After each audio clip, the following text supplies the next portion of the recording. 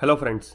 Social connections बनाना इंसान के nature में है और लोगों से बात करना सोशल कनेक्शन बनाने के लिए बहुत ज़रूरी है। आपको रिलेशंस बिल्डअप करना हो या किसी को इम्प्रेस करना हो या कोई डील क्रैक करनी हो, सबके लिए कन्वर्सेशन बहुत इंपॉर्टेंट है। ली लाउडनेस ने अपनी book how to talk to anyone में हमें बात करने के तरीके बताए हैं। आज हम इसी बुक से डिस्कस करेंगे बात करने के महत्वपूर्ण तरीके। पहला, फ्लडिंग स्माइल। जब भी आप किसी से मिलते हैं तो आपका फर्स्ट इंप्रेशन बहुत ज़रूरी होता है। आमतौर पे हम सबके माइंड में बहुत सारे थॉट्स चलते रहते हैं। अच्छा इंप्रेशन जमाने के लिए आपको इन थॉट्स को भुला के सामने वाले पे ध्यान देना होगा। उनसे डायरेक्ट आई कांटेक्ट बनाते हुए हल्की सी स्माइल देनी है। इससे आप सामने वाले को अट्रैक्टिव और कॉन्फिडेंट लगेंगे। दूसरा, अवॉइड सिंगल लाइन रिप्लाई। जब भी कोई आपसे आपके बारे में पूछता है तो आपको सिंगल लाइन में जवाब नहीं देना है। आपको अपने या अपने काम के बारे में डिटेल्स बतानी है। एग्जाम्पल, जैसे आपसे अगर कोई पूछे कहाँ से हो, मैं मुंबई से हूँ, यहाँ पे सारे फिल्म स्टार्स रहते हैं और ये भारत का फाइनेंशियल कैपिटल भी है। क्या काम करते हो? मैं इंजीनियर हूँ और मेरा काम कॉस्टली मशीन्स को मेंटेन करना और उन्हें ऑपरेट करना है। आपको अपने जवाब को इंटरेस्टिंग बनाना है और डिटेल में जवाब देना है ताकि सामने वाले को आपके ऊपर इंटरेस्ट आए। Listening and eye contact. जब भी कोई आपसे बात करता है तो आप उससे आई कांटेक्ट बनाए रखिए। अगर आप मीटिंग में हैं तो स्पीकर को देखते रहिए। बात करने के साथ साथ आपको लोगों को सुनना भी बहुत ज़रूरी है। किसी से भी बात करने के लिए आपको एक अच्छा लिसनर होना ज़रूरी है ताकि आप उसकी बात को ध्यान से सुने और उसके बाद अपनी बात समझ के रख पाएँ। Next, avoid bloopers. जब भी आप किसी से बात कर रहे हो या किसी मीटिंग में हो, अगर आपसे या आपके आसपास किसी से गलती हो जाती है तो उन्हें शर्मिंदगी महसूस ना होने दें। आपको कन्वर्सेशन बंद नहीं करना है, उसे इग्नोर करें और बातें कंटिन्यू रखें। अगर गलती आपसे होती है तो ऐसे समझें कि जैसे कुछ हुआ ही ना हो और सेम टोन में कन्वर्सेशन जारी रखें। फॉर एग्जाम्पल, आप किसी के साथ डेट पे हों और वेटर के हाथों से कॉफ़ी गिर जाती है। आपको ओह शिट, आराम से, ये नहीं बोलना है। आपको बस उसे इग्नोर करना है और अपनी बातें जारी रखनी है। इससे किसी को अनकंफर्टेबल फील भी नहीं होगा और आप एक बॉस की तरह बातें कंटिन्यू कर सकते हैं। Next, match the mood. किसी से भी बात करने से पहले उसका मूड और मोटिव समझ लें, उसके बाद ही अपनी बात करें। अगर आप कोई मूवी या क्रिकेट मैच देख के लौट रहे हों और बहुत ही एक्साइटेड स्टेट में हो, वहीं आपको कोई फ्रेंड मिल जाता है जो अपनी ऑफिस की परेशानियों की वजह से बहुत परेशान है। अगर आप उससे एक्साइटेड मूड में बात करेंगे तो वो आपसे नाराज़ हो जाएगा, फिर वो दोबारा कभी आपसे बात नहीं करेगा। सामने वाले के टोन और मूड को मैच करके ही उनसे बात कीजिए। अगर किसी की सिचुएशन ख़राब है तो आप ऐसे टाइम में उसे सजेशन ना दें, बस उसकी सिचुएशन से एम्पैथाइज करें। एग्जाम्पल, आप किसी फ्रेंड से मिलते हैं जिसका रिसेंट में ब्रेकअप हुआ है और वो बहुत ही सैड है। हे राहुल, कैसे हो? बस चल रहा है यार। भूल जाओ उसे, मूव ऑन कर। आपको ये नहीं कहना है, बल्कि आपको ये कहना है, तेरे लिए बड़ा टफ टाइम चल रहा है, मेरी कोई हेल्प चाहिए हो तो बताना। ओके। सजेशंस दे के आप किसी का ईगो हर्ट कर सकते हैं, इसलिए बस उनकी सिचुएशन से एम्पैथाइज कीजिए। Next, parroting. अगर आप किसी से मिलते हैं और आपका ज़्यादा बात करने का मन नहीं है या आपको कोई टॉपिक नहीं मिल रहा हो तो आपको बस सामने वाले के सेंटेंस के लास्ट कुछ वर्ड्स रिपीट करने हैं, एक पैरेट की तरह। एग्जाम्पल, आप किसी फ्रेंड से मिलते हैं जो मूवी देख के लौट रहा है। हे राहुल, क्या चल रहा है? मैं मूवी देख के लौट रहा हूँ। मूवी? हाँ, ऋतिक रोशन की सुपर 30। सुपर 30? हाँ, वो IIT की कोचिंग सुपर 30 के बारे में। IIT की कोचिंग? वो जो बिहार पे IIT की कोचिंग देता है आनंद कुमार, उनकी, एक्सेट्रा। ऐसे आपको ज़्यादा बोलना नहीं पड़ेगा और कन्वर्सेशन भी हो जाएगी। Next, keep your self updated. काम या पढ़ाई में तो हमें बस अपनी फील्ड की नॉलेज रखनी ज़रूरी होती है, लेकिन अच्छी कन्वर्सेशन के लिए हमें सारी फील्ड्स की थोड़ी बहुत नॉलेज तो होनी चाहिए। एग्जाम्पल, अगर आप किसी क्लाइंट से मिलने जाते हैं और आपको पता चलता है कि उसे फुटबॉल में इंटरेस्ट है, उन्हें इम्प्रेस करने के लिए आपको फुटबॉल की बात करनी होगी। अब ज़रूरी नहीं कि आपको डिटेल में पता हो, बस लेटेस्ट न्यूज़, जैसे फुटबॉल लेटेस्ट टूर्नामेंट कौन सा चल रहा है, उसमें कौन सी टीम्स खेल रही हैं और कौन से पॉपुलर प्लेयर्स हैं। इन सब के लिए आपको रोज़ न्यूज़ पढ़नी चाहिए और आपको लेटेस्ट न्यूज़ में अपडेट होना चाहिए। अगर आपको हर फील्ड की थोड़ी थोड़ी नॉलेज होगी तो आप किसी भी कन्वर्सेशन में लेफ्ट आउट फील नहीं करेंगे और आप अपना ओपिनियन हर जगह रख सकते हैं। Next, be positive. प्रॉब्लम्स सबकी लाइफ में होती हैं, आपको कभी भी प्रॉब्लम्स या नेगेटिव बातें नहीं करनी है। इससे सामने वाले को नेगेटिविटी फील होगी और वो आपसे बात करना नहीं चाहेगा। आपको हमेशा पॉजिटिव बातें करनी है, अपनी लाइफ की ड्रीम्स, एस्पिरेशंस और गोल्स को शेयर करना है। इससे आपकी पर्सनैलिटी में पॉजिटिव ऑरोरा डेवलप होगा और सामने वाले को आपकी कंपनी में पॉजिटिव फीलिंग आएगी। नेक्स्ट, से thanks and sorry for a reason. आपको कभी भी केवल थैंक यू या सॉरी नहीं बोलना है, आपको उसके साथ एक रीज़न ज़रूर लगाना है। Example, thank you for understanding, thank you for coffee, या sorry for being late, sorry for your father's death. ये सारी इंपॉर्टेंट बातें हमने डिस्कस की लील लाउडनेस की book how to talk to anyone से। वीडियो अच्छा लगा हो तो लाइक कीजिए और ऐसी ही बुक समरीज के लिए चैनल को सब्सक्राइब कीजिए। धन्यवाद। हे दोस्तों, मुझे याद है जब मैं 12th में था तब मेरी क्लास में एक लड़का था जिससे मुझे काफी जेलस फील होता था। वो क्लास का टॉपर नहीं था, दिखने में बहुत स्मार्ट नहीं था और अमीर भी नहीं था, बट फिर भी पूरी क्लास उसे पसंद करती थी, यहाँ तक कि टीचर्स, प्यून और प्रिंसिपल भी। इसका रीजन ये था कि उसे लोगों से बात करने आती थी। वो बहुत ही अच्छे से उन सब से कभी भी और कितना भी बात कर लेता था बिना हेजिटेशन के। तब उसे देखकर मैं अपने आप को ये बोलता था कि अरे ये कोई बड़ी चीज तो है नहीं और मुझे ऐसा कुछ करना भी नहीं है, क्योंकि मुझे जरूरत नहीं है किसी को इम्प्रेस करने की या ऐसा कुछ। जबकि रियलिटी तो ये थी कि मुझे अपने फ्रेंड्स के अलावा और किसी से बात करने बहुत ऑकवर्ड लगता था। मैं ये सब बहाने मार के बस अपने आप को एक्सक्यूज देता था, जो कि गलत था, क्योंकि लोगों से बात करना और कम्युनिकेट करना हमारी लाइफ का एक बहुत बड़ा हिस्सा है और ये एक ऐसी स्किल है जो हम सबको अच्छे से आनी ही चाहिए। पर सैडली हमारा एजुकेशन सिस्टम इस इंपॉर्टेंट स्किल को बढ़ाने के लिए ज्यादा हेल्प नहीं करता और हम खुद भी ड्यू टू इंटरनेट और सोशल साइट्स इस चीज पर ध्यान देने को एकदम भूलते ही जा रहे हैं। लेकिन रियलिटी यह है कि हमारी पर्सनल और प्रोफेशनल लाइफ में सक्सेस पाने के लिए ये स्किल बहुत ज्यादा इंपैक्ट करेगी। मैंने पहले भी अपने एक वीडियो में बताया है कि बातों में बहुत पावर होता है और उससे हम कुछ भी अचीव कर सकते हैं। आप बात करके बड़ी बड़ी डील्स क्रैक कर सकते हो, लोगों को इंस्पायर कर सकते हो, अपने रिलेशनशिप्स को अच्छा कर सकते हो और किसी का भी दिल जीत सकते हो। सो आज मैं आपको कुछ सिंपल ट्रिक्स बताऊंगा जो आपकी ये स्किल को इंप्रूव करने में आपकी हेल्प करेगा। So let's begin. Technique number 1, the flooding smile. William B Steinhardt एक स्टॉक ब्रोकर थे। उनकी शादी को 18 साल हो गए थे, पर वो हार्डली कभी अपनी वाइफ से बातें या हंसी मजाक करते थे। वो अपनी लाइफ से ज्यादा खुश नहीं थे और उनके रिलेशन दूसरे लोगों के साथ भी अच्छे नहीं थे। वो कभी किसी से बिना रीजन बात नहीं करते थे और ना ही कोई कभी उनसे बात करने की कोशिश करता था। वो अपनी लाइफ से बहुत परेशान हो रहे थे। सो सिचुएशन को बेटर करने के लिए उन्होंने डेल कार्नेगी के एक क्लब में मेंबरशिप ली। वहां उन्हें चीजों को बेटर करने के लिए एक सिंपल सा टास्क दिया गया। टास्क ये था कि उन्हें हर घंटे में एटलीस्ट एक बार किसी भी एक इंसान को देखकर स्माइल करनी होगी। उन्होंने इसे सीरियसली लिया और फिर उसे अप्लाई करना स्टार्ट किया। नेक्स्ट डे वो हमेशा की तरह उठे, पर आज उन्होंने नाश्ता करने से पहले अपनी वाइफ को एक स्माइल दी और गुड मॉर्निंग कहा। ये देखकर वाइफ एकदम शॉक हो गई कि आज वो इतना अलग क्यों बिहेव कर रहे हैं। तब उन्होंने अपनी वाइफ को बताया कि फिक्र करने की बात नहीं है और अब से ऐसा रोज होगा। ये सुनकर वाइफ को शॉक भी लगा और बहुत अच्छा भी फील हुआ। फिर उन्होंने रास्ते पे लोगों को देखकर उन्हें भी स्माइल देना स्टार्ट किया। न्यूज़पेपर वाले को, टिकट वाले को, एलिवेटर बॉय, अपने कलीग्स को और ऑलमोस्ट सबको देखकर उन्होंने स्माइल करना स्टार्ट कर दिया। ये करते हुए उन्हें एक बात रियलाइज हुई कि अब जिन्हें भी वो स्माइल करके देखते थे वो भी उन्हें रिटर्न में स्माइल करके देखता था, जो उन्हें काफी अच्छा फील कराता था। और बिकॉज ऑफ दिस अब धीरे धीरे उनके कलीग्स ने भी उनसे बात करना स्टार्ट कर दिया था और बात करने पे ये भी बताया कि कैसे पहले वो लोग उन्हें एक खड़ूस इंसान समझते थे। ये टास्क करके उन्हें कहा गया था कि वो अपने एक्सपीरियंस दूसरे मेंबर्स के साथ भी शेयर करें।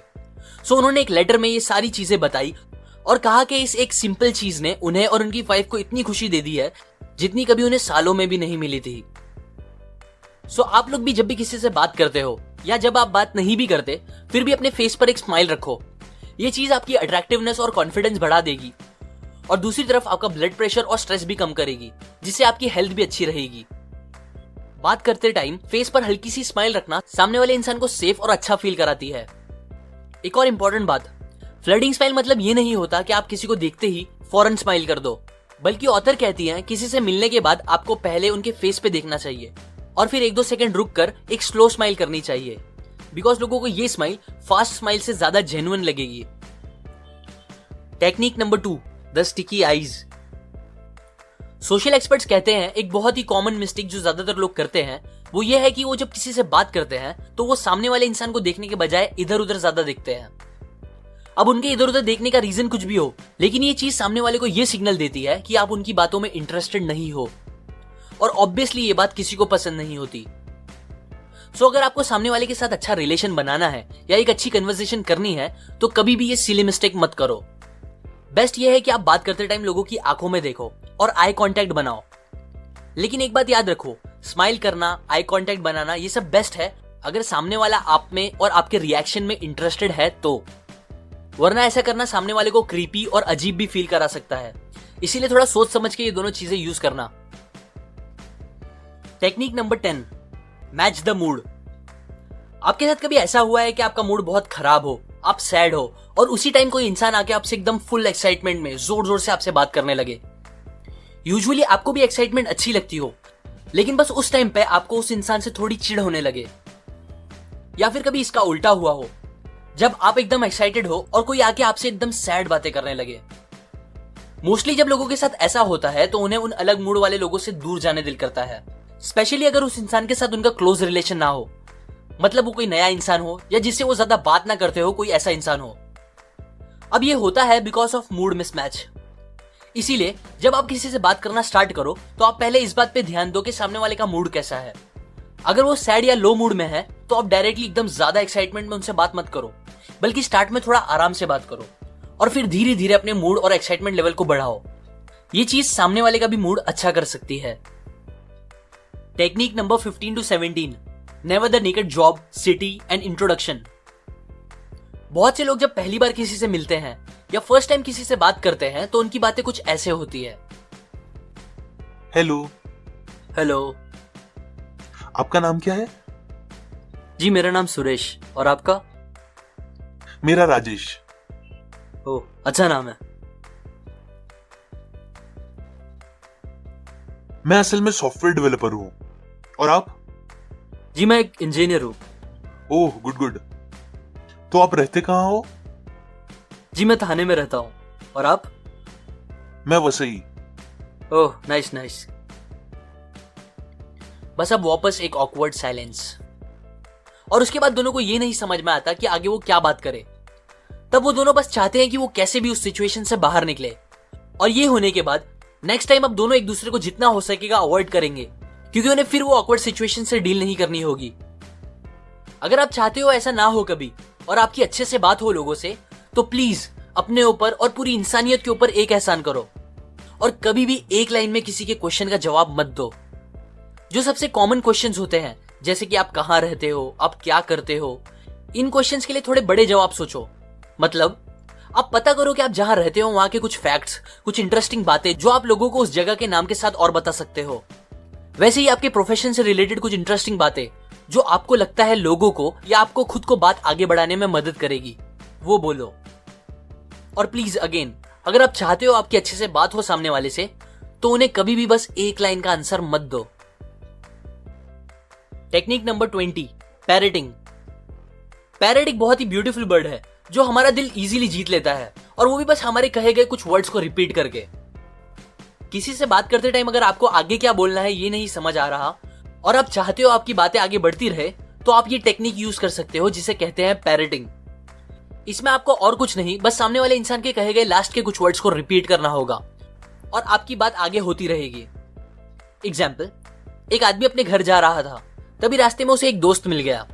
ये उसका इतना अच्छा दोस्त नहीं था और उसे उस दोस्त से ज्यादा बात करने जमता भी नहीं था। यूजुअली वो उसे अवॉइड करता था ताकि बात करनी ना पड़े, पर क्योंकि उसने हाल ही में ये टेक्निक सीखी थी जो उसे ट्राई भी करनी थी, इसीलिए उसने उससे बात करना स्टार्ट की। फ्रेंड ने उसे बताया कि वो एक शो अटेंड करके आ रहा है, तो उसने रिप्लाई किया, शो? फ्रेंड बोला हाँ, बहुत मजा आया, बड़े बड़े सिंगर्स आए थे। तो उसने कहा बड़े बड़े सिंगर्स? फ्रेंड बोला हाँ रे, ये आया था, वो आया था, शान, राहत, के और बहुत से लोग। तो उसने कहा के? हाँ, क्या गाना गाया उसने, ब्ला ब्ला ब्ला। और फिर इसी तरह बस पैरेटिंग करके उसने बहुत टाइम तक उससे बात करी, जितनी पहले उसने कभी नहीं की थी, और वो भी बिना कुछ खुद से बोले। अब इसका रिजल्ट ये निकला कि उसका दोस्त उसे एंड में बोल के गया कि उसे बहुत अच्छा लगा उससे बात करके। ऐसा हुआ बिकॉज बहुत से लोगों को कन्वर्सेशन कंटिन्यू रखने के लिए बस एक रिप्लाई की नीड होती है, और बहुत बार वो रिप्लाई का कुछ ओरिजिनल या खुद का सोच के बोलना भी जरूरी नहीं होता। इसीलिए पैरेटिंग एक सिंपल सा ऑप्शन है जो ये नीड को पूरा कर सकता है और आपकी कन्वर्सेशन को कंटिन्यू रख सकता है। ये कुछ टेक्निक्स मैंने आपको how to talk to anyone book से बताई है। इस बुक में टोटल 92 छोटे छोटे लेकिन बहुत काम के ट्रिक्स है जो आपको किसी से भी बात करने में बहुत अच्छा बना सकता है। अगर आप इस बुक की सारी टेक्निक सीखना चाहते हो तो आप डिस्क्रिप्शन में दिए गए लिंक से जाके वो खरीद सकते हो। और अगर आप मेरे वीडियोस को कभी मिस नहीं करना चाहते तो आप सेटिंग में जाके अपनी नोटिफिकेशन ऑन कर दे और फिर मेरे चैनल के होम पे जाके उधर बने बेल पे क्लिक कर दे। इससे आपको जब भी मैं एक न्यू वीडियो अपलोड करूंगा उसका नोटिफिकेशन आ जाएगा। लाइक करें अगर आपको ये आइडियाज काम के लगे, अपने व्यूज कमेंट करें, सपोर्ट करें मेरे चैनल को, इस वीडियो को शेयर करके अपने फ्रेंड्स एंड फैमिली के साथ, सब्सक्राइब करें। मैं और ऐसी काम की बातें आपके साथ शेयर करता रहूंगा, यूजुअली हर वीक। और finally, thanks for watching.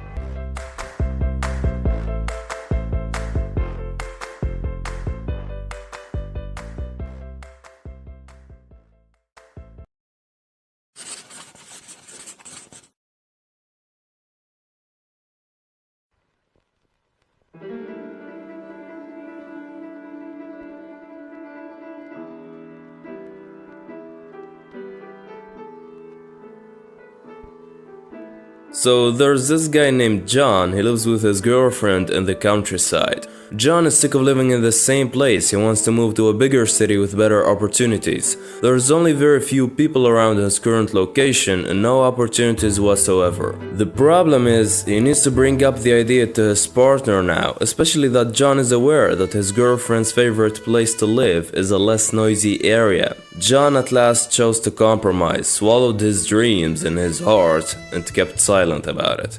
He's afraid if he did initiate that crucial conversation, he'd lose his partner. We're all prone to these types of circumstances. For instance, your boss isn't doing his job right, and since everyone around knows he's unable to control his temper, you chose not to correct the guy. You have no clue how to handle a crucial conversation. Or another one could be, you've impregnated your girlfriend, and now you have to admit what you did to your parents. But hey, that's a very sensitive topic to bring up to the table. Instead, you choose to quit school, work at a part-time job so you could secretly feed your kid, just so you don't face the torment of your parents. These are situations where a crucial conversation is inevitable to move things forward.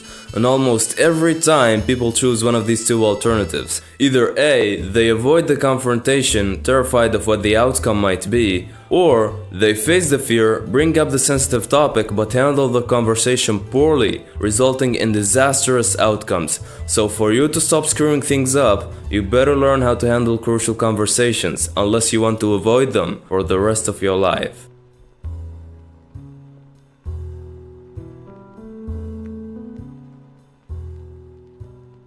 Let's imagine your girlfriend got addicted to alcohol. She's drinking every single night and her behavior began affecting the relationship. Now, going up to her and forcing your opinion on her isn't gonna fix anything, okay? She'll probably start yelling, you begin to yell back, and both end up ruining the relationship. Instead, here's what you should do. Before striking up that crucial conversation, ask yourself these questions. What do I want for myself? What do I want for others? And what do I want for the relationship? These questions will clarify your intention behind starting a conversation in the first place. Are you walking up to the person just to yell at him? Or is this because you want to solve a problem to further improve the relationship? The first principle here is to start with heart. Did you find out that your girlfriend did a big mistake? Instead of dashing toward her like a violent tornado, take a step back. Ask yourself, what do I want for the relationship? This question illustrates a clear purpose in your mind to the reason behind addressing the other person in the first place. Keep in mind that you're there to solve a problem, not to cause further chaos.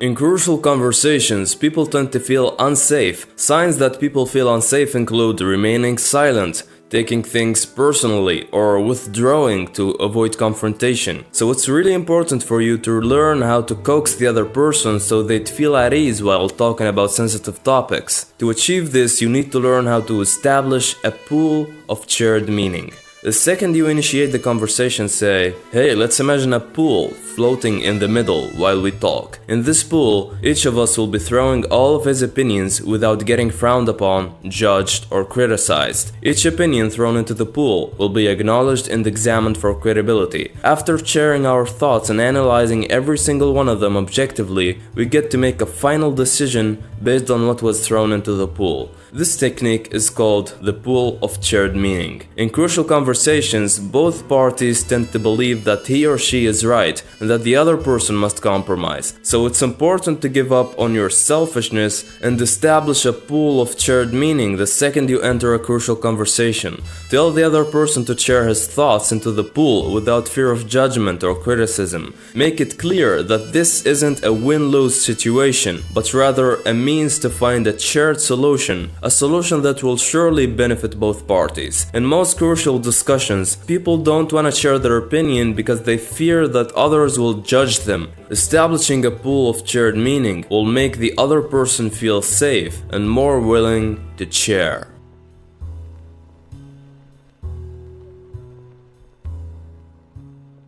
The pool of shared meaning is just the beginning. Once the pool is established, what comes next is the most important.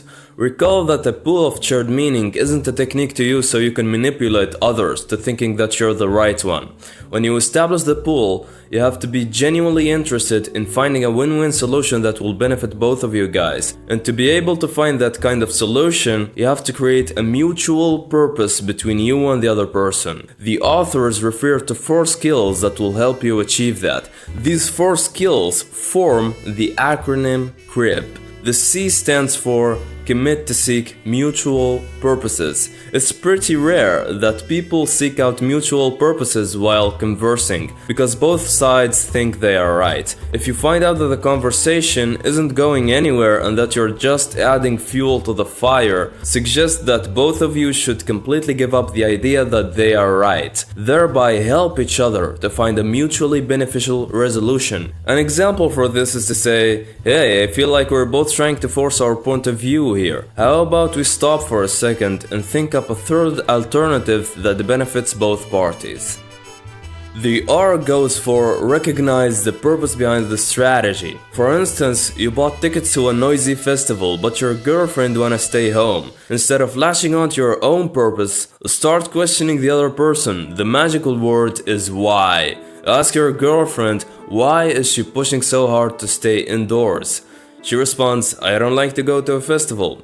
Well, keep asking why until you find out a clear reason. Oh, I see, you want to stay home because it's calmer. Now that you know her reasons, you can make up a mutual purpose by saying, you want somewhere calm, right? I just want to go out. In this case, let's go to the park. It isn't that noisy there. I get to breathe some fresh air while you get to be calm. It's win-win. Now she'll be happy to say yes. Remember, give up on your own purposes, then question the other person for his reasons. The moment you form a clear understanding to why they want what they want, you can then align your needs to their needs, therefore create a mutual purpose that will satisfy both sides. There can be more complex circumstances where even after questioning for their reasons, it's still not enough to create a mutual purpose.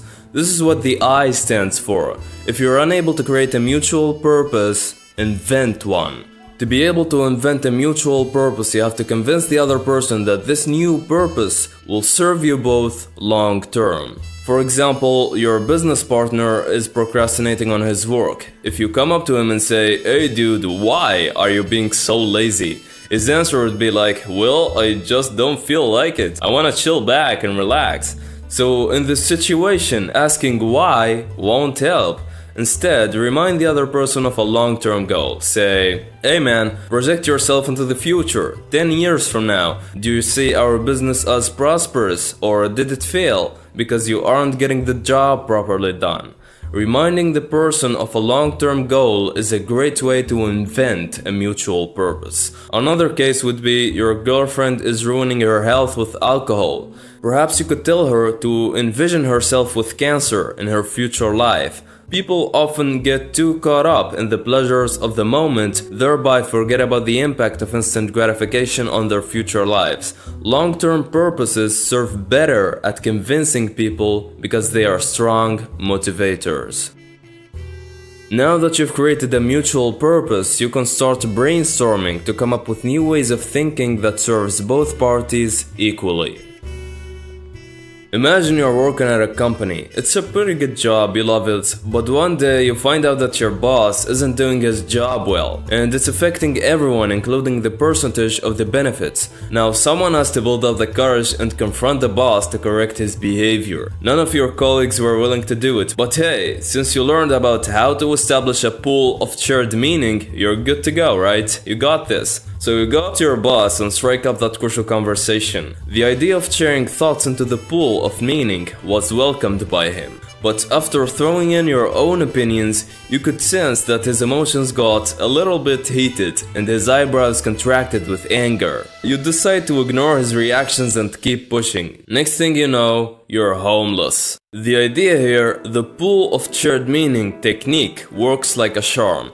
But sometimes people are shocked to hear one of your opinions. Other times they misinterpret your intentions behind your opinions, even though you've established a pool of shared meaning. In this case, you have to learn how to deviate these misinterpretations so the person would get back to solving the core problem. There's an effective tool for this known as contrasting. Contrasting consists of two parts, the don't part and the do part. The don't part is about fixing the misinterpretation.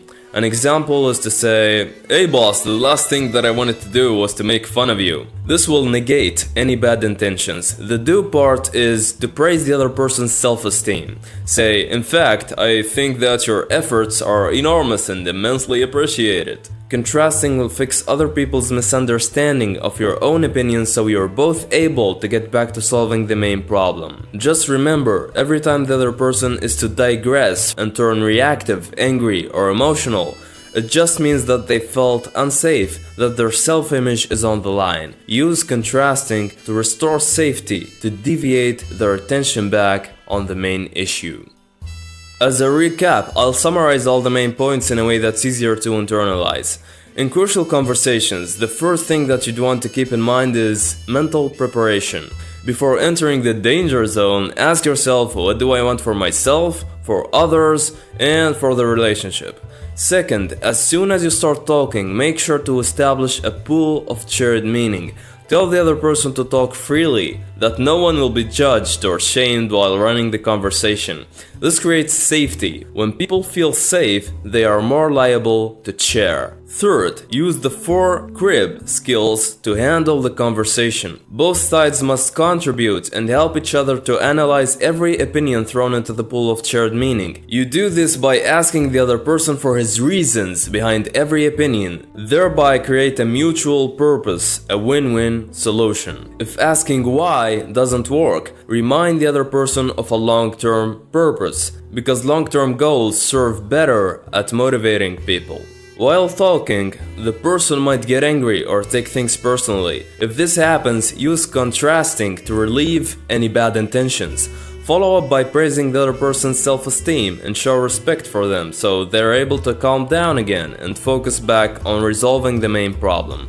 Lastly, after inventing or creating a mutual purpose, start brainstorming new ideas, new ways of thinking to come up with a win-win solution satisfying both sides. And this is essentially the right strategy to go about handling crucial conversations.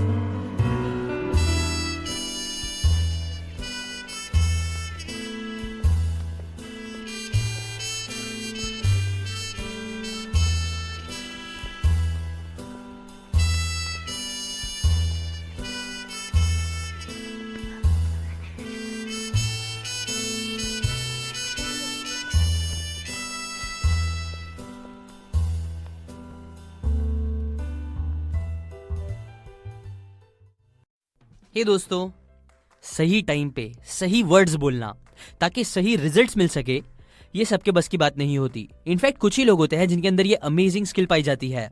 और समझने वाली बात ये है कि ये कुछ ही लोग होते हैं जो जिंदगी में बहुत आगे जाते हैं, जिन्हें लोग पसंद करते हैं, जिन्हें बहुत सारी अपॉर्चुनिटी मिलती है क्योंकि ये लोग ही होते हैं जो एक्चुअल में लोगों को इन्फ्लुएंस कर पाते हैं अपनी बात से, अपने आइडियाज से।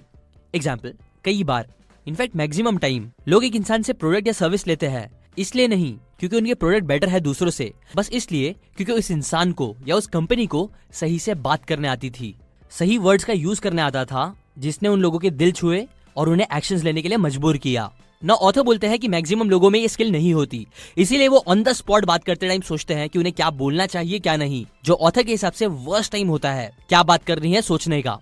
इसलिए आज की इस बुक जिसका नाम है एग्जैक्टली व्हाट टू से, सो आज की इस बुक समरी की हेल्प से आपको पता चलेगा कि कैसे आप वर्ड्स का यूज करके लोगों को इन्फ्लुएंस कर सकते हो, वो कौन से स्पेशल वर्ड यूज कर सकते हो जो लोगों को एक्चुअल में इन्फ्लुएंस करते हैं, कौन से सही टाइम पे कौन से सही वर्ड यूज करना चाहिए जो आपको सही आउटकम देंगे लाइफ में, आपको एक बहुत ही इन्फ्लुएंशियल, पर्सुएसिव और सक्सेसफुल इंसान बनाते हुए।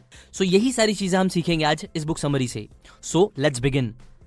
Magic words number 1। अगर आप किसी से कुछ रिक्वेस्ट करो, कोई बात बोलो जिसपे सामने वाला आपको रिजेक्ट कर दे, आपको ना बोल दे सीधा, तो आपको वो बुरा लगेगा, शायद बहुत बुरा लगेगा। इसलिए हो सकता है इस डर की वजह से आप सामने वाले से अपना आइडिया बोलो ही ना, जिसका रिजल्ट आप जो चाहते हो वो होने के चांसेस हो जाएंगे 0%। नाउ इस सिचुएशन से लड़ने के लिए ऑथर कुछ मैजिक वर्ड्स बताते हैं जो आपको डायरेक्ट रिजेक्शन से बचाएगा, प्लस ये वर्ड सामने वाले के अंदर इंटरेस्ट पैदा करेंगे, क्यूरियोसिटी पैदा करेंगे, जिसकी वजह से वो आपके आइडियाज के बारे में एटलीस्ट सोचेंगे। और जिन वर्ड्स की मैं बात कर रहा हूं वो है I am not sure it's for you but. मतलब ये बोलना कि मुझे नहीं पता ये चीज तुम्हारे लिए है या नहीं पर, और आगे आप जो भी बोलना चाहते हो वो ऐड करो इसमें।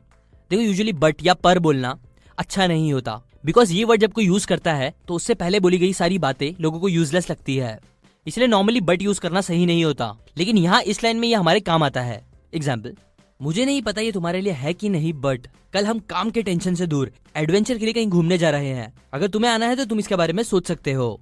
नाउ यहाँ ये वर्ड्स बोल के आप सामने वाले में इंटरेस्ट डालोगे घूमने जाने के लिए, बिकॉज वो सोच सकते हैं कि अरे मेरे लिए क्यों नहीं है, मुझे भी घूमना पसंद है, एडवेंचर पसंद है।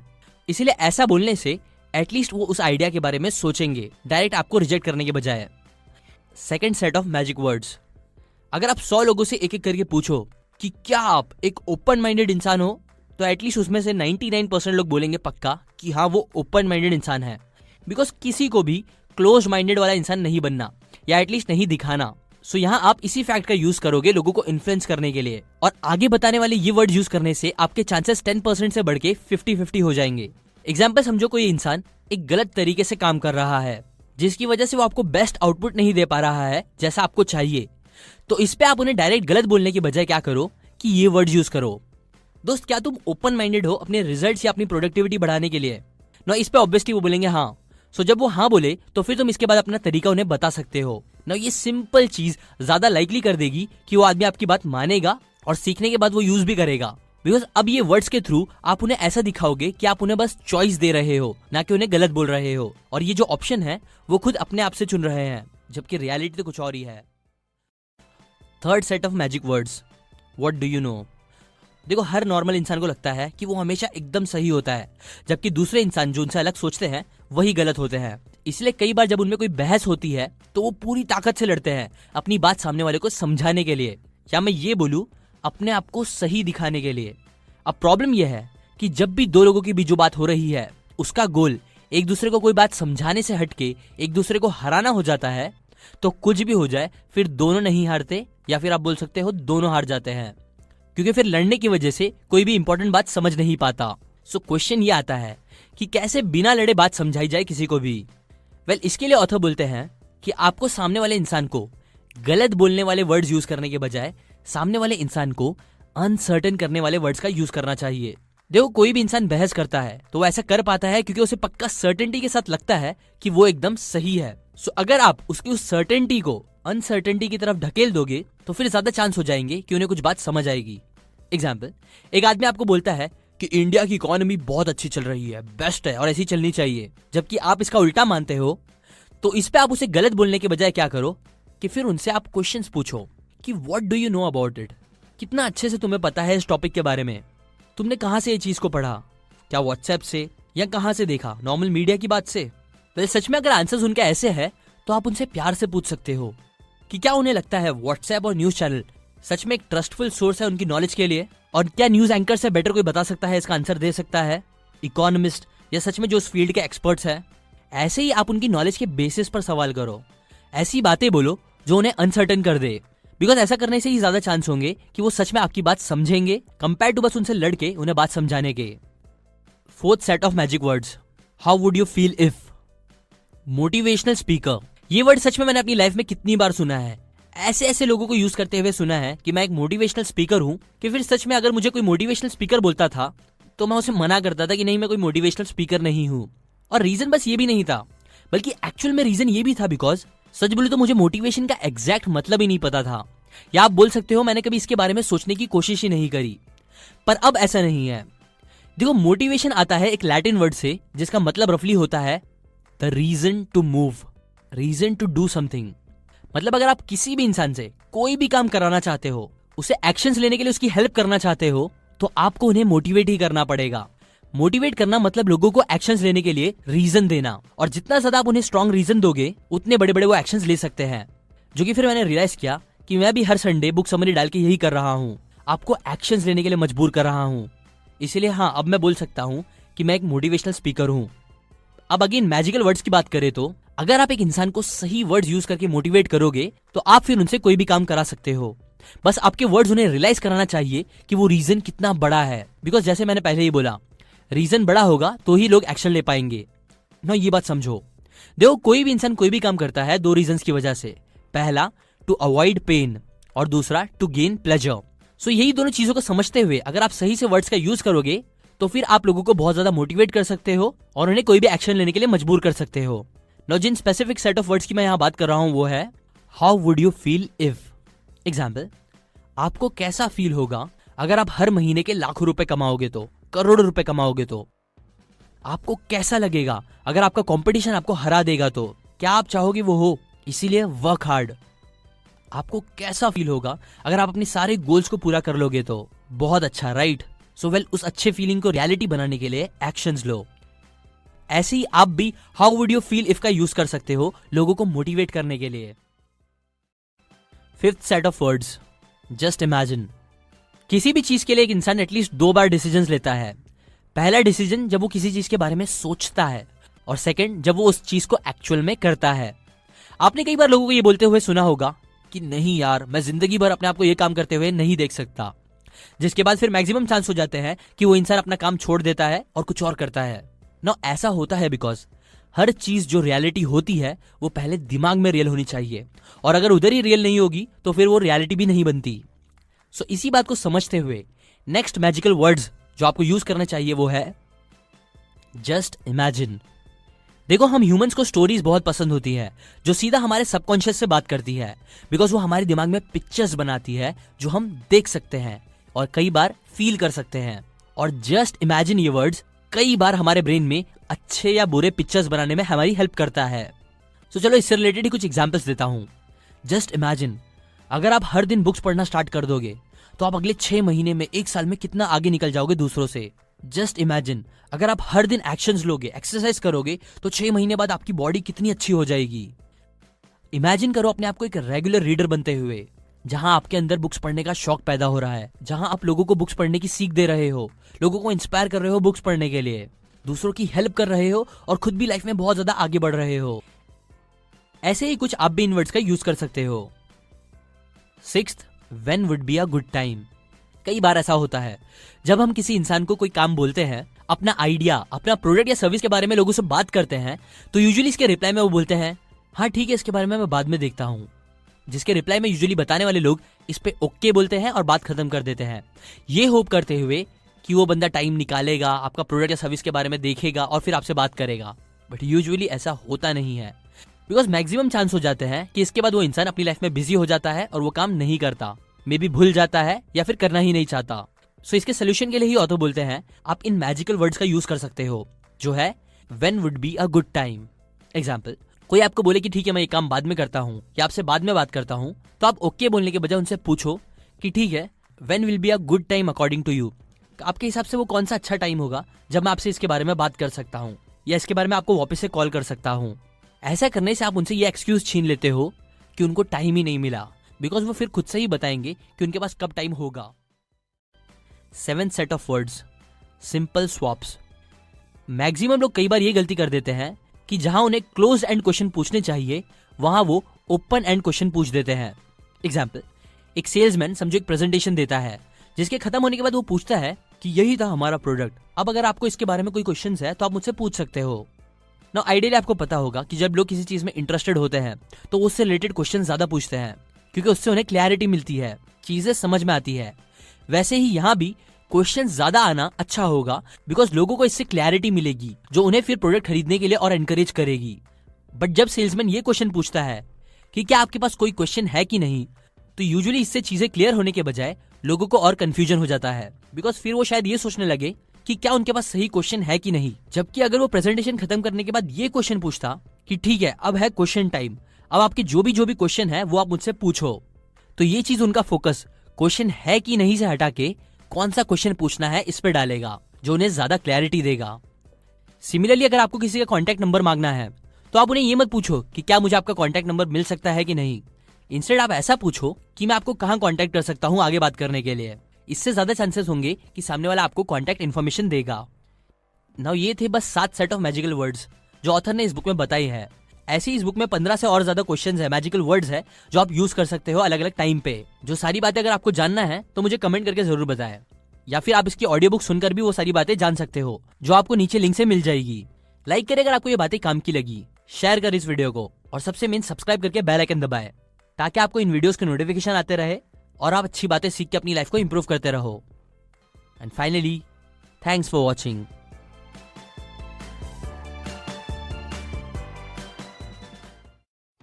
हे दोस्तों, मेरे how to talk to anyone video में मैंने आपको कम्युनिकेशन और सोशल स्किल्स के इंपॉर्टेंस बताए थे, और फिर मैंने आपको 7 ट्रिक्स बताए थे जो लोगों से अच्छे से बात करके एक लाइकेबल इंसान बनने में बहुत हेल्पफुल होते हैं। सो उसी तरह आज भी मैं आपको रैंडमली उस बुक के बचे हुए 85 ट्रिक्स में से 6 और ट्रिक्स बताऊंगा जो आपकी सोशल स्किल्स को नेक्स्ट लेवल पे लेके जाएगा। सो let's begin. Number 1, limit the fidget. 1960 में प्रेसिडेंटशिप के लिए एक लाइव डिबेट हुई थी निक्सन और कैनेडी के बीच में। ये डिबेट देखने के बाद लोगों ने कैनेडी को अपना प्रेसिडेंट चुना था। तब बहुत से पॉलिटिकल पंडित्स ने निक्सन के हारने का एक बड़ा रीजन ये बताया था कि वो कैमरा के सामने बहुत ज्यादा फिजिट करते हुए बात कर रहे थे। वो बार बार अपनी आईब्रोज पे हाथ लगा रहे थे, जिसकी वजह से ही लोगों को सबकॉन्शियसली वो अनइन्फ्लुएंशियल और अनट्रस्टवर्दी भी लगे। क्यों? क्योंकि बॉडी लैंग्वेज एक्सपर्ट्स और बहुत से लोग एक इंसान की बॉडी लैंग्वेज को देखकर ये अंदाजा लगा लेते हैं कि वो झूठ बोल रहा है कि सच। और ये उन लोगों को समझ में आता है बात करते हुए इंसान की बॉडी मूवमेंट्स को देखकर, क्योंकि मोस्ट ऑफ द टाइम ऐसा होता है कि जब कोई इंसान झूठ बोलने लगता है तब उसकी बॉडी लैंग्वेज भी अचानक चेंज होती है और वो अलग अलग स्मॉल मूवमेंट्स करने लगता है, मतलब फिजिट करता है। जैसे कि सामने वाले से आंखें हटा के वापस उसे देखना, अपने गर्दन या फेस पे हाथ लगाना, अपने आईब्रोज को टच करना, एक्सेट्रा। ये सारे स्मॉल मूवमेंट्स हिंट देते हैं कि शायद सामने वाला झूठ बोल रहा है। अब ये हिंट्स हमेशा 100% सही नहीं होते, लेकिन हाँ, ज्यादातर टाइम ये गौर करने लायक होते ही है। वैसे ही हम सबको भी सबकॉन्शियसली उस इंसान पे ज्यादा भरोसा नहीं होता और वो इंसान ज्यादा पसंद भी नहीं आता जो फिजिट करते हुए बातें करता है, बिकॉज फिजिट करना मोस्टली नेगेटिव सिग्नल ही देता है सामने वाले को। जैसे कि कई बार इससे लोगों को लगता है कि आप उनकी बातों में इंटरेस्टेड नहीं हो, या आप थोड़े अजीब हो, अनट्रस्टवर्दी हो, एक्सेट्रा। अब ऐसा भी नहीं है कि आप लोगों से बात करते टाइम एकदम रोबोट बन जाओ जो जरा भी हिले डुले ना, लेकिन ऑथर कहती है कि जब भी आप कोई इंपॉर्टेंट बातें कर रहे हो किसी से भी, तब वो टाइम फिजिट करना अवॉइड करो, क्योंकि नजरें इधर उधर करना, अपने फेस के पास हाथ लेके जाना, ये सब रॉन्ग सिग्नल देते हैं सामने वाले को। इसीलिए limit the fidget. Number 2, always come out positive. बहुत बार मैंने देखा है कि लोग किसी से पहली बार या दूसरी बार मिलते ही उन्हें अपनी लाइफ की ट्रेजेडीज और सारी प्रॉब्लम्स बताने लगते हैं। उन्हें लगता है कि ये करके शायद वो सामने वाले से इमोशनल कनेक्शन बना रहे हैं या कुछ तो अच्छा ही कर रहे हैं, जबकि एक्चुअल में वो बहुत गलत कर रहे होते हैं। क्योंकि मोस्टली आपकी नेगेटिव बातें सुन के सामने वाले को भी नेगेटिव और खराबी फील होगा, जिसके बाद वो सबकॉन्शियसली आपको नेगेटिविटी के साथ एसोसिएट कर देंगे और फिर शायद ही उनका आपसे वापस बात करने का दिल भी करे। इसीलिए स्टार्टिंग में कुछ टाइम तक आपको किसी से भी मिलके बस पॉजिटिव बातें ही करनी चाहिए, जैसे कि एक दूसरे के goals, passion, dreams, interest, etcetera की बातें, या कोई भी फन बातें जो सामने वाले को अच्छा फील कराए। और आर्ग्यूमेंट्स या नेगेटिव बातें हमेशा दूर रखनी चाहिए। ये चीज आपको बहुत लाइकेबल और अट्रैक्टिव बना देगी। इससे लोगों को आप एक पॉजिटिव इंसान लगोगे जो लाइफ को एंजॉय करता है, ना कि एक नेगेटिव इंसान जो अपनी प्रॉब्लम्स में ही परेशान रहता है। नेगेटिव बातें जल्दी ना करने का एक और रीजन ये भी है कि अगर आप स्टार्ट में ही बुरी बातें बताओगे तो सामने वाला ये भी सोच सकता है कि आप अभी ही इतनी बुरी बातें बता रहे हो, तो पता नहीं आगे और कितनी बुरी बातें बताओगे जो इससे भी ज्यादा बुरी होगी। इसीलिए किसी भी रिलेशनशिप को पॉजिटिवली बिल्ड करने के लिए स्टार्ट में आप हमेशा पॉजिटिव बातें ही करो। Number 3, a modern day renaissance man. मुझे बुक्स में इंटरेस्ट है, इसका मतलब ये नहीं है कि मैं जिससे भी मिलूं मुझे उससे बुक्स के बारे में ही बातें करनी चाहिए। और दूसरी तरफ क्योंकि मुझे हॉकी में इंटरेस्ट नहीं है, इसका मतलब ये भी नहीं है कि मुझे हॉकी के बारे में कुछ भी नहीं पता होना चाहिए, या अगर मेरा दोस्त मुझे हॉकी के बारे में कुछ इन्फॉर्मेशन दे रहा है तो मुझे वो नहीं सुननी चाहिए। ज्यादातर नॉर्मल इंसान उन चीजों पे जरा भी ध्यान नहीं देता जो उसके इंटरेस्ट की नहीं होती। लेकिन अगर आपको एक सोशली समझदार इंसान बनना है तो आपको थोड़ी बहुत नॉलेज हर फील्ड या हर गेम की होना जरूरी है, क्योंकि क्या पता कल आपको किसी ऐसे इंसान से बात करनी पड़ जाए जिसे हॉकी में बहुत इंटरेस्ट हो, लेकिन क्योंकि आपको हॉकी के बारे में कुछ पता ही नहीं, इसलिए आप उसे अच्छे से बात भी ना कर पाओ और ना ही आपको वो डील मिल पाए जो आपको उसके साथ अच्छे से बात करने पर मिल सकती थी। इसीलिए आप हमेशा हर फील्ड की थोड़ी बहुत नॉलेज रखो, क्योंकि इससे आपको हर टाइप के लोगों से बात करने में आसानी होगी और आप किसी के भी साथ एक अच्छा रिलेशन बना सकोगे। Number 4, be a word detective. Author की फ्रेंड नैन्सी एक नर्स थी जो नर्सिंग होम में बुजुर्ग लोगों का ख्याल रखती थी। वो एक बार ऑथर से मिलने आई अपनी एक प्रॉब्लम लेके।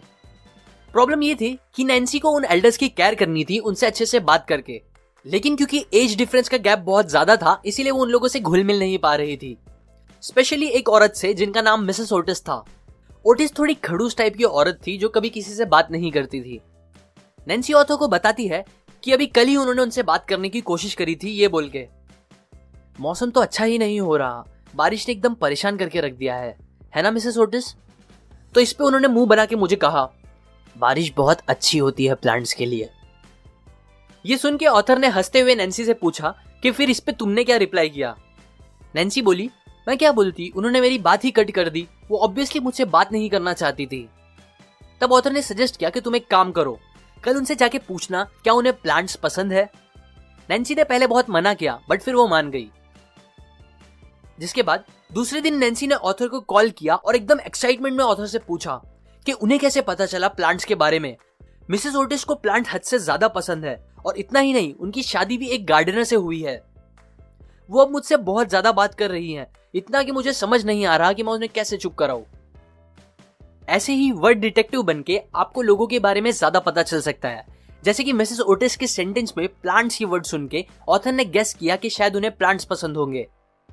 वर्ड डिटेक्टिव बनना मतलब लोगों के सेंटेंस और वर्ड्स पे ध्यान देके ये पता करना कि उनके इंटरेस्ट क्या है, जिसके बाद आप सामने वाले से इजीली बातें आगे भी बढ़ा सकते हो।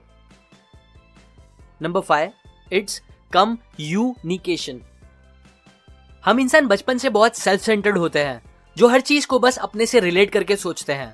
मतलब जब भी कोई चीज होती है दुनिया में या कोई भी इंफॉर्मेशन मिलती है हमें, तब हम सबसे पहले ये सोचते हैं कि इससे मेरा क्या फायदा होगा या इससे मेरा क्या नुकसान होगा। अभी आप में से भी कुछ लोग यही सोच रहे होंगे कि इस इंफॉर्मेशन से मेरा क्या फायदा है। फायदा यह है कि इस फैक्ट का यूज करके हम अपनी सोशल स्किल्स बहुत अच्छी कर सकते हैं। एग्जाम्पल, समझो आप अपने एक कलीग से पूछते हो, क्या तुम मेरे साथ पास में ही खुले एक नए बहुत ही अच्छे चाइनीज रेस्टोरेंट में चलना पसंद करोगे? तो शायद ये सुन के उनका दिमाग सोचने लगे, चाइनीज, पता नहीं, अच्छे से मतलब वहां का खाना अच्छा या वहां का एनवायरनमेंट, पता नहीं मुझे अच्छा लगेगा अभी कि नहीं। और ऐसे ही सेल्फ रिलेटेड बहुत से क्वेश्चंस आएंगे उनके दिमाग में, और ये सब क्वेश्चंस की वजह से उन्हें हेजिटेशन होगी, जिससे आपको भी अच्छा नहीं लगेगा। लेकिन अगर वैसे क्वेश्चन पूछने के बजाय अगर आप वो सेम चीज ऐसे पूछोगे कि जिल, तुम्हें पता है पास में एक बहुत अच्छा चाइनीज रेस्टोरेंट खुला है, तुम्हें वो सच में बहुत अच्छा लगेगा, चलोगे मेरे साथ? सो इस तरह क्वेश्चन को उनसे ज्यादा रिलेट करने से ज्यादा चांस हो जाएंगे कि वो इंसान आपको हाँ बोलेगा, क्योंकि आपने उनके बहुत से हेजिटेशन अपने क्वेश्चन से ही दूर कर दिए होंगे, ये बोल के कि तुम्हें पसंद आएगा। ऐसे ही जब भी आप चाहते हो कि आपकी बात की वैल्यू ज्यादा बढ़े, लोग आपकी बात को ज्यादा इंपॉर्टेंस दे और आपको पॉजिटिव रिप्लाई भी दे, तो आपको अपनी बात में सामने वाले को ज्यादा इन्वॉल्व करना चाहिए। जैसे कि तुम, तुम्हारा, उनका नाम, ऐसे वर्ड्स का यूज करके, बजाय हमेशा मैं, मेरे, मुझे इन वर्ड्स का यूज करके। Number 6, avoid bloopers. जब भी कोई इंसान गलती करता है या कुछ भी गलत हो जाता है उससे, तब ज्यादातर लोग उस पर हंसने लगते हैं, कमेंट्स पास करते हैं, या फिर कुछ लोग जो थोड़े पोलाइट होते हैं वो उन लोगों की गलती को प्यार से सही करने लगते हैं। लेकिन ऐसे टाइम पे जो एक्सपर्ट कम्युनिकेटर्स होते हैं वो इन सबसे बेटर ऑप्शंस लेते हैं, जो है इग्नोर करने का ऑप्शन। एग्जाम्पल, एक बार ऑथर कुछ बड़ी कंपनीज के CFOs के साथ एक रेस्टोरेंट में बैठ के डिस्कशन कर रहे थे। तभी वहां का जो वेटर था उनके टेबल से थोड़ी ही दूर सारे डिशेस लेकर गिर गया। जैसे ही वो गिरा, अलग अलग आवाजें आना स्टार्ट हो गई हर तरफ से। ओहो, अरे रे, संभाल के। बहुत सी हल्की हंसने की भी आवाजें आने लगी। उसी टाइम पे एक सीएफओ के पैर के पास एक बेक्ड पोटैटो भी आके गिर गया था, जो उन्हें हल्के से लगा भी। पर उन्होंने या हमारे टेबल के किसी भी सीएफओ ने इस चीज पे ध्यान नहीं दिया, बल्कि वो ऐसे बात करते रहे जैसे कुछ हुआ ही ना हो। उसके बाद एक और ऐसा इंसिडेंट हुआ जिस पर उन लोगों ने फिर से कुछ भी रिएक्शन नहीं दिया। ऑथर कहती है ऐसे ही ज्यादातर एक्सपर्ट कम्युनिकेटर जो होते हैं वो ये बातें समझते हैं कि जब किसी से गलती होती है तो वो ऑलरेडी उस बात से नेगेटिव फील कर रहे होते हैं, और हमारा कुछ भी बोलना उस टाइम पे उसे और नेगेटिव ही फील कराएगा। इसलिए बेस्ट यही होता है कि हम उस बात को एटलीस्ट उस टाइम पे एकदम इग्नोर कर दे, अगर वो करना पॉसिबल हो तो। क्योंकि अगर आप लोगों की छोटी मोटी गलतियों को नजरअंदाज करोगे तो ये चीज सामने वाले को अच्छा फील कराएगी कि आप कितने अच्छे इंसान हो जो उसकी गलतियों को ऐसे इग्नोर कर रहा है, जिसकी वजह से वो आपकी तरफ ज्यादा अट्रैक्ट भी होंगे। सो नेक्स्ट टाइम अगर आप किसी के चेहरे पे एक बड़ा सा पिंपल देखो तो उसे पिन पॉइंट करके बताओ मत कि कितना बड़ा पिंपल आया है, क्योंकि उनको वो ऑलरेडी पता ही होगा। इसलिए अवॉइड करो ऐसी चीजें, ये उन्हें आपके साथ रहने में ज्यादा कंफर्टेबल फील कराएगा। अब इस बुक से हटके एक और इंपॉर्टेंट बात, बहुत से इश्यूज से डील करने के बाद सीकेन ऐप फाइनली लॉन्च हो गया है, जिसे आप नीचे डिस्क्रिप्शन में और कमेंट पे दिए गए लिंक से जाके डाउनलोड कर सकते हो। अभी अगर आप वापस सोच रहे हो कि मेरा क्या फायदा होगा डाउनलोड करके, तो फायदा ये है कि इस ऐप के थ्रू मैं आपको कुछ फ्री ऑडियो बुक्स देते रहूंगा।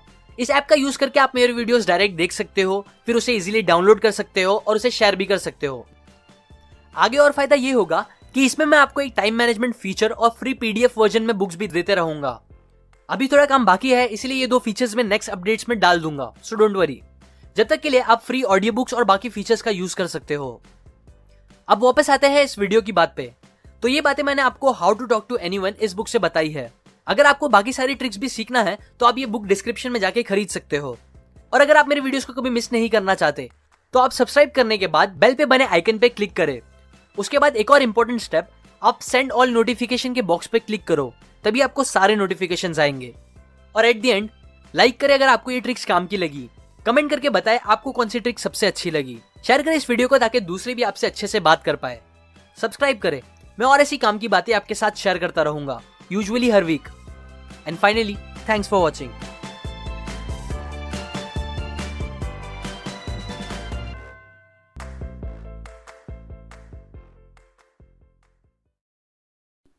हेलो डिकेश।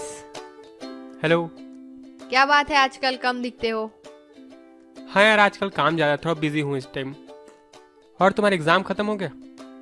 हाँ हो गया, अब बस लास्ट ही है। और बताओ, सब बढ़िया?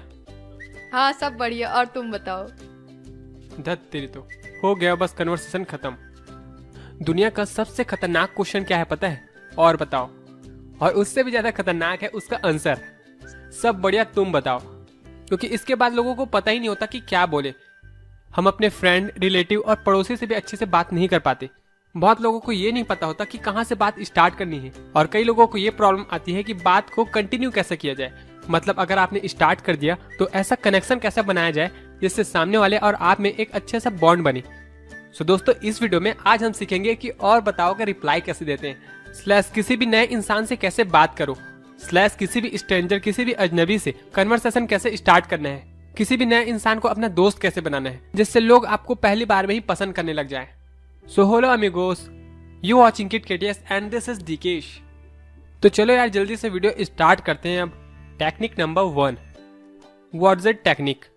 व्हाट्स इट कोई भी नई ऐसी चीज होती है जिसके थ्रू आप कन्वर्सेशन को स्टार्ट कर सकते हो। मतलब कोई भी नया इंसान जिससे आप बात करना चाहते हो लेकिन आपको कोई रीजन ही नहीं मिल रहा हो कि उनसे बात कैसे स्टार्ट करें, तो ऐसे में आप उनके पास व्हाट्स इट ढूंढ सकते हो।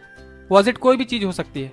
हो सकता है उनका नया हेयर स्टाइल हो, उनका पर्स हो, उनकी वॉच हो, उनका न्यू मोबाइल हो, या कई लोगों को ट्रेंड के हिसाब से नई नई चीजें कैरी करने का शौक होता है जिसके थ्रू आप अपने कन्वर्सेशन को स्टार्ट कर सकते हो।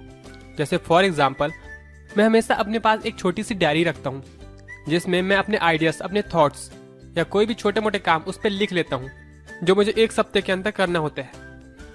तो मैं एक सैलून में गया जहाँ मैं हमेशा से बाल कटाने जाता था, और क्योंकि वहाँ भीड़ थी इसलिए मुझे थोड़ा वेट करना पड़ा। तो वहाँ मेरे सामने एक शख्स बैठे थे जो अपने में ही मस्त थे और मुझे मन भी कर रहा था उनसे बात करने का, और बहुत टाइम भी हो गया था यार बैठे बैठे, लेकिन मुझे कोई रीज़न नहीं मिल रहा था जिसके थ्रू मैं उनसे बात स्टार्ट कर सकूं। और फाइनली मुझे एक रीज़न मिल गया उनसे बात करने का।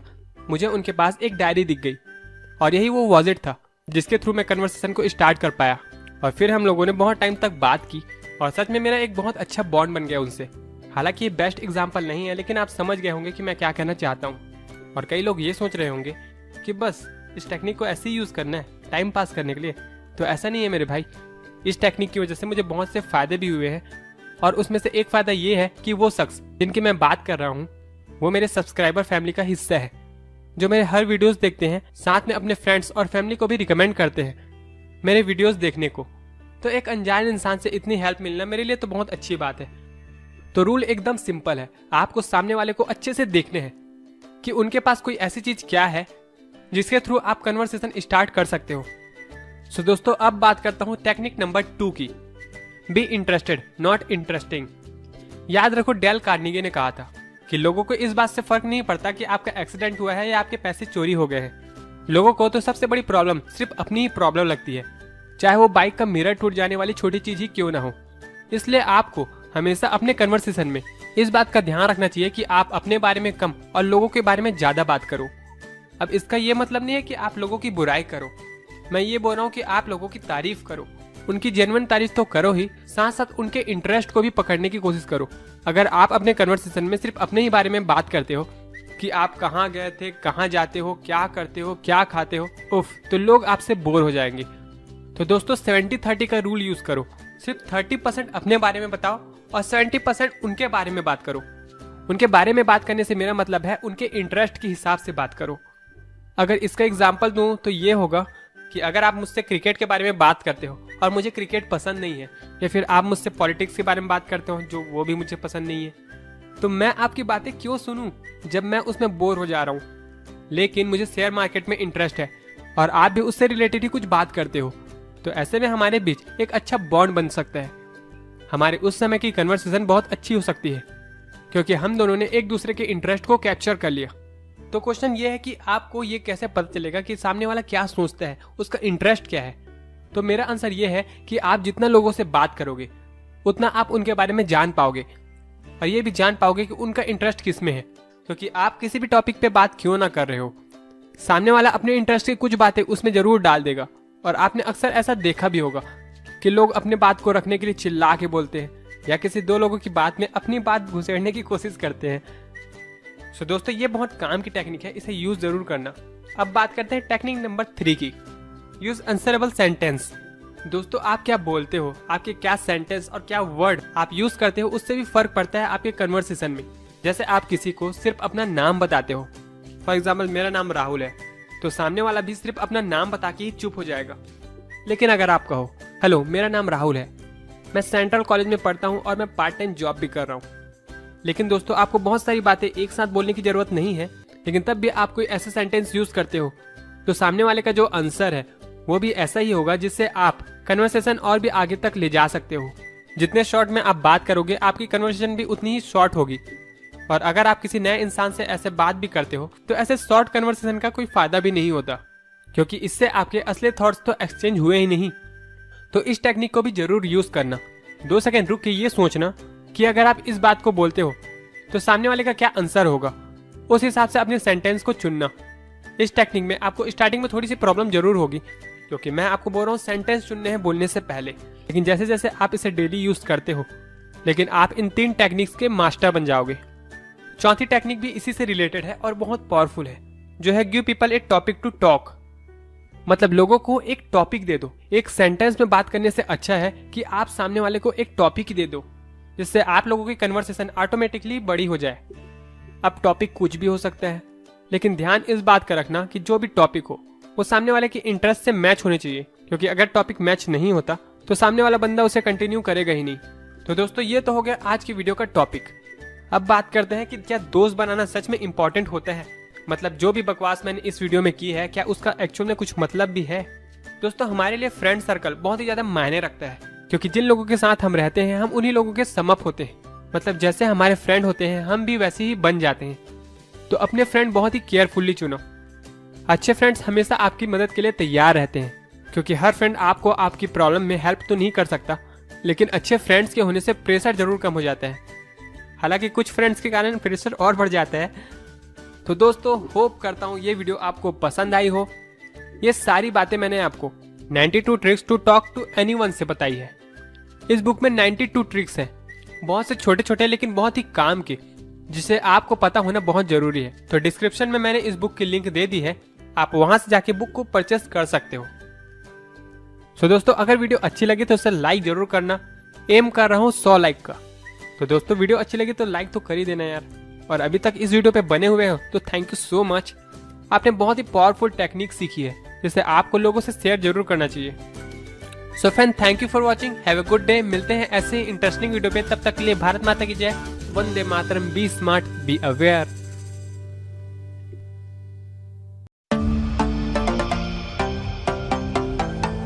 हेलो दोस्तों, स्वागत है आप सभी का ब्रेन बुक चैनल में, जहां पर आप देख सकते हैं कंप्लीट बुक समरीज।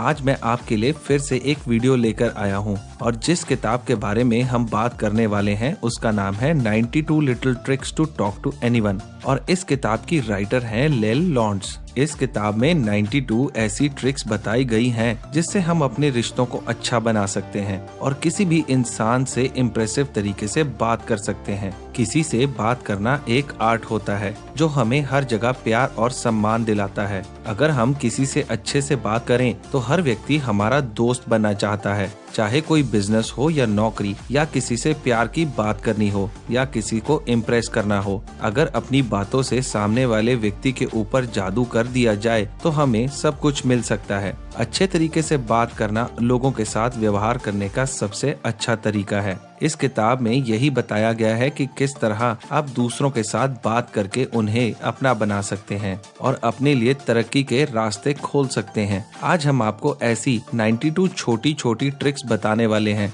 मैंने इस बुक को 4 पार्ट्स में डिवाइड किया है ताकि आपको इस किताब के अंदर लिखी हुई हर एक ट्रिक को बेहतर तरीके से समझा सकूं। तो चलिए शुरुआत करते हैं 4 पार्ट सीरीज के इस पहले वीडियो से।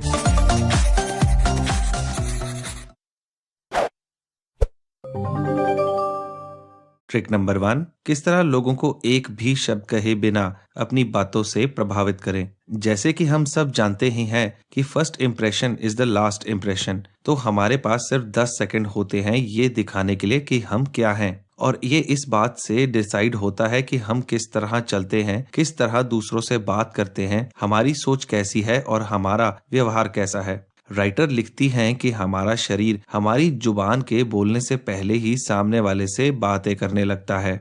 हमारी आंखें पर्सनैलिटी का आईना होती हैं और हमारा 80% इम्प्रेशन देखने वाले व्यक्ति पर छोड़ देती हैं। ये इस बात से डिसाइड हो जाता है कि हमारा किसी भी इंसान को देखने का तरीका क्या है। इसके लिए कोशिश कीजिए कि आंखें हमेशा सच बोलें, क्योंकि अगर हम झूठ बोलेंगे तो भी हमारी आंखों में दिखेगा और सच बोलेंगे तो भी। ट्रिक नंबर 2, किस तरह आप अपनी हंसी को जादुई बना सकते हैं। अगर हम किसी पर अपना इम्प्रेशन जमाना चाहते हैं या किसी भी रिश्ते को खूबसूरत बनाना चाहते हैं तो हमारा सबसे पहला हथियार है हमारी हंसी। चेहरे की हंसी अगर सामने वाले का दिल जीत ले तो समझो बात बन गई। इसलिए ये जरूरी है कि जब भी किसी से मिलें तो हंसकर मिलें और ध्यान रखें कि हंसी दिखावटी ना हो। आपकी आंखों में भी किसी से मिलने की खुशी नजर आनी चाहिए। सबसे अच्छी हंसी वही है जिसमें आपके होठों के साथ आपकी आंखें भी मुस्कुराएं। ट्रिक नंबर 3, कैसे आप अपनी आंखों से अपने आप को व्यवहारिक और समझदार दिखा सकते हैं।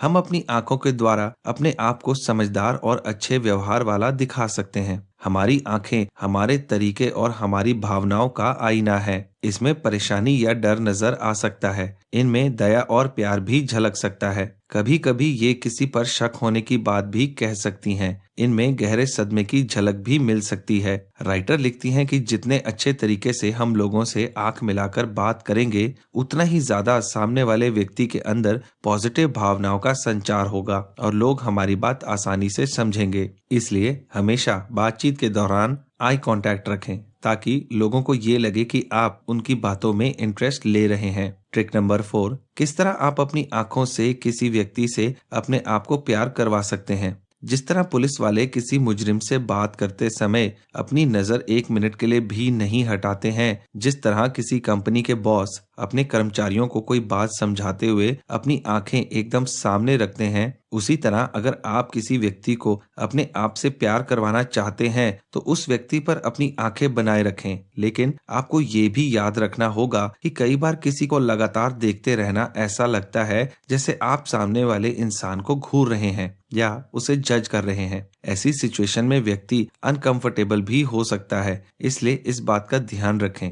राइटर लिखती हैं कि आप जिस भी व्यक्ति पर अपना प्रभाव छोड़ना चाहते हैं बस उसे ही देखें, चाहे आसपास कितने भी लोग क्यों ना खड़े हों। ट्रिक नंबर 5, जहां भी आप जाएं अपने आप को विजेता कैसे दिखाएं। मान लीजिए कि आप किसी पार्टी में जाते हैं और वहां खड़े सभी लोगों से अलग अकेले खड़े होते हैं तो अन्य लोगों की नजर कम से कम एक बार तो आप पर जरूर जाएगी और लोग आपको नोटिस करेंगे। अपने आप को महत्व दिलाना बहुत बड़ी बात है और जो विजेता होते हैं उनके चलने के तरीके, बात करने के तरीके, सभी में एक आत्मविश्वास झलकता है। हमेशा अपने अंदर पहले खुद विश्वास और खुशी महसूस कीजिए ताकि आपके साथ खड़े लोग भी आपसे पॉजिटिव वाइब्स ले सकें और आपको देखकर भी अनदेखा ना कर पाएं। ट्रिक नंबर 6, अपने अंदर के बच्चे को खुलकर बाहर आने दीजिए। जब भी हम किसी इंसान से मिलते हैं तो कुछ हद तक हमें पता होता है कि सामने वाला व्यक्ति हमें देखकर क्या रिएक्शन देगा। अगर वो हमें देखकर खुश होता है तो वो व्यक्ति हम सबको विशेष रूप से पसंद आता है। जिस तरह हम छोटे बच्चों को देखकर खुश होते हैं, ठीक उसी तरह हमें भी अपने अंदर के बच्चे को मारना नहीं चाहिए, क्योंकि बचपन में दिल की सारी भावनाएं सबसे ज्यादा प्योर और सबसे ज्यादा सच्ची होती हैं। इसलिए अचानक से बड़े होने की कोई जरूरत नहीं है। कोशिश कीजिए कि किसी खास व्यक्ति के साथ आप अपना बचपन याद करें और उसी तरह जीवन जीने की कोशिश करें। ट्रिक नंबर 7, किसी व्यक्ति को पुराने दोस्त होने का एहसास कैसे दिलाएं। जब भी हम अपने पुराने दोस्तों से मिलते हैं तो हमारी खुशी का कोई ठिकाना ही नहीं रहता और कितनी ही पुरानी बातें सब एक ही दिन में कह देना चाहते हैं। राइटर कहती हैं कि अगर इतनी ही खुशी के साथ हम नए व्यक्तियों से भी मिलें, उनका भी सम्मान करें तो सामने वाले इंसान को अपनी ओर अट्रैक्ट करना ज्यादा सरल होता है। अगर आप किसी से भी बहुत खुशी के साथ मिलेंगे तो यकीनन आपके चेहरे पर एक आत्मविश्वास झलकेगा और पुराने दोस्तों की कमी भी नए दोस्तों के साथ पूरी हो जाएगी। ट्रिक नंबर 8, अपने आप को 100% विश्वास पात्र कैसे बनाएं।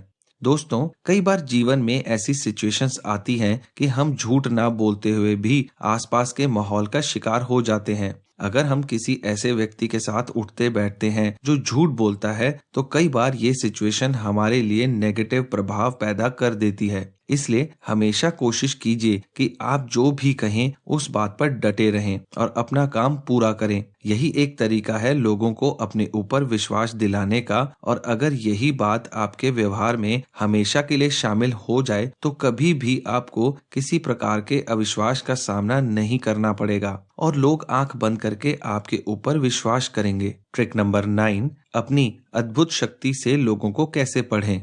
लोगों को अपनी अहमियत बताने का सबसे अच्छा तरीका ये है कि आप एक निश्चित समय पर ही अपनी चारों तरफ की एक्टिविटीज पर नजर रखें। अपने आसपास वाले लोगों की एक्टिविटीज पर नजर रख के आप अपनी अद्भुत शक्ति का उपयोग कर सकते हैं और आप किसी भी व्यक्ति के बारे में कोई भी बात बता पाएंगे और अन्य लोगों के लिए ये बहुत आश्चर्यजनक बात होगी और ये जादू आपके अपने आसपास नजर रखने से हो सकता है। ट्रिक नंबर 10, किस तरह आप कुछ भी भूल नहीं सकते। कई बार पूरी तरह बात का पता ना होने पर हम अपने मन में ही कोई गलत फैसला लेने में गलती कर देते हैं और बाद में अगर हमारी बात झूठी साबित हो जाए तो इसका हमारी पर्सनैलिटी पर बहुत ही ज्यादा नेगेटिव असर होता है। इसलिए हमेशा कोशिश करें कि पहले किसी भी स्थिति को अच्छे से देख लें, सारी बातों को सच की कसौटी पर परख लें और उसके बाद ही कुछ बोलें ताकि आपका बोला गया हर शब्द बिल्कुल सही हो। ट्रिक नंबर 11,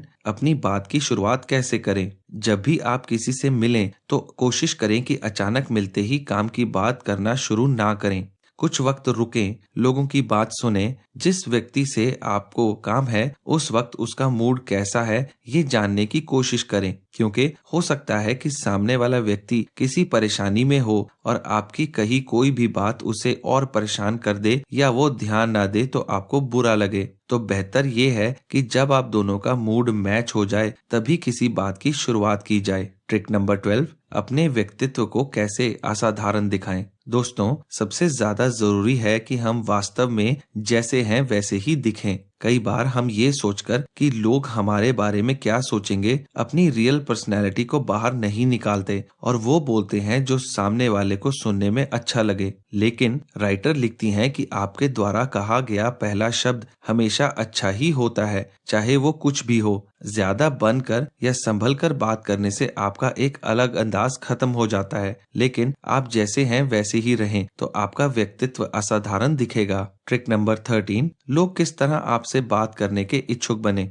राइटर लिखती हैं कि हमेशा अपने साथ ऐसा कोई सामान रखें जिससे लोग आपकी ओर अट्रैक्ट होने से रुक ना पाएं। अगर आपके पास कुछ असाधारण चीजें हैं तो आप भी एक असाधारण व्यक्तित्व के मालिक बन जाते हैं, क्योंकि लोग उस सामान को देखने के लिए ही आपके पास आना चाहेंगे और आपसे मिलना चाहेंगे। किसी को इम्प्रेस करने का सबसे अच्छा तरीका यही है। ट्रिक नंबर 14, पसंदीदा लोगों से कैसे मिले। मान लीजिए कि आप किसी पार्टी में गए और वहां आपको कोई पसंद आ गया, तो आप क्या करेंगे? या तो जिसकी पार्टी है उसके पास जाएंगे और कहेंगे कि जो व्यक्ति आपको पसंद आया है उससे आपकी बात करवा दे, या फिर खुद कुछ ऐसा करेंगे कि वो व्यक्ति खुद आपके पास आकर आपसे बात करे। अगर आप किसी खास व्यक्ति से मिलना चाहते हैं तो आप भी उनके लिए कुछ खास कीजिए। कुछ ऐसा कीजिए कि आप जिससे बात करना चाहते हैं वो व्यक्ति खुद आपको नोटिस करे। ट्रिक नंबर 15, भीड़ में अपने आप को कैसे नोटिस करवाएं।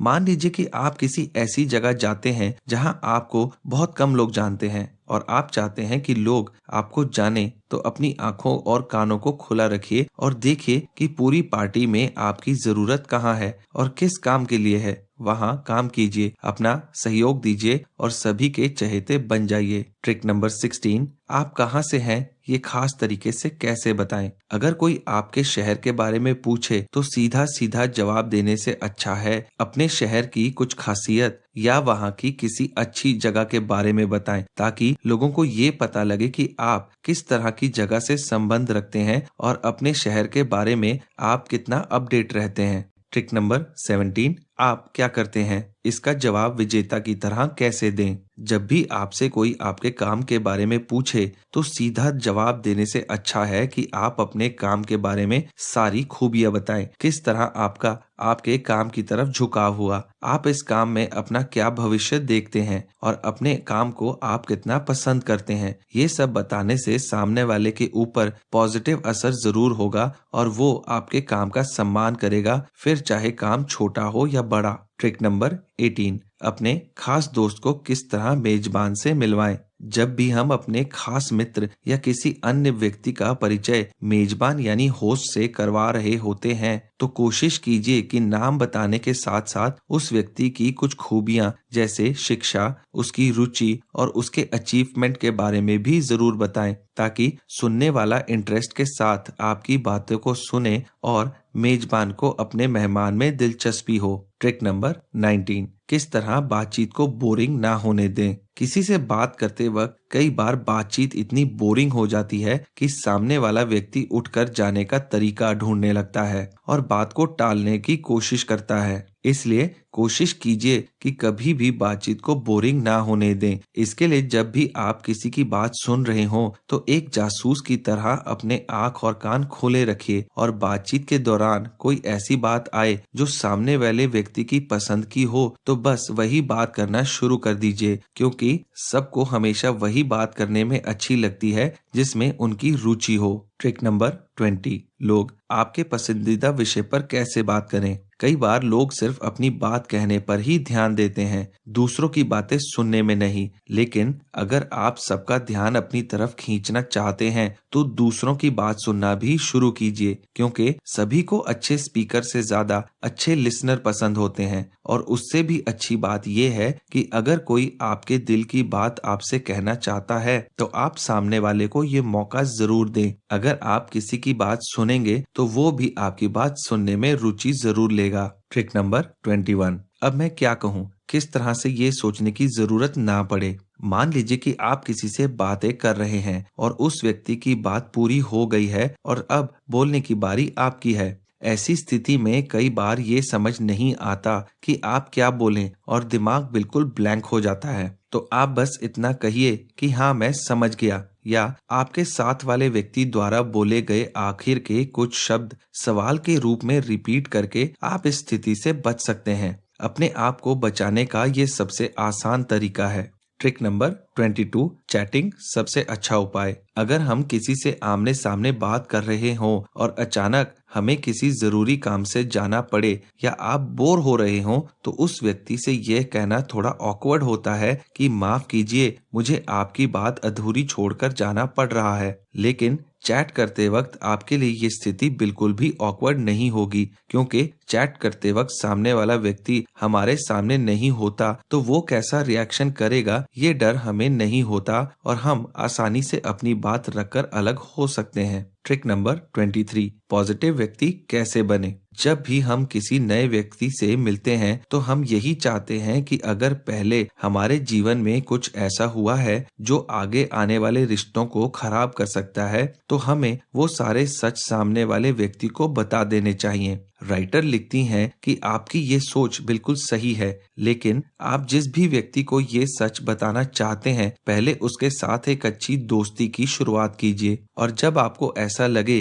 कि सामने वाला व्यक्ति आपकी बात सुनने के लिए तैयार है या वो आपकी बात को समझेगा, तब अपनी बात रखिए। कभी भी अचानक सामने वाले व्यक्ति की स्थिति जाने बिना जल्दबाजी में अपनी बात बताने की कोशिश ना करें। तो दोस्तों, ये इस किताब का पहला पार्ट था। मुझे पूरी उम्मीद है कि आपको यह जरूर पसंद आया होगा। आगे मैं आपके लिए इस किताब का दूसरा पार्ट लेकर आऊंगा, जिसमें आपको आगे की और भी इंटरेस्टिंग ट्रिक्स जानने को मिलेंगी। अगर आपको ये वीडियो पसंद आया तो हमारे चैनल को लाइक और सब्सक्राइब करना मत भूलिएगा। तो चलिए मिलते हैं अगले वीडियो में। आपका समय शुभ हो।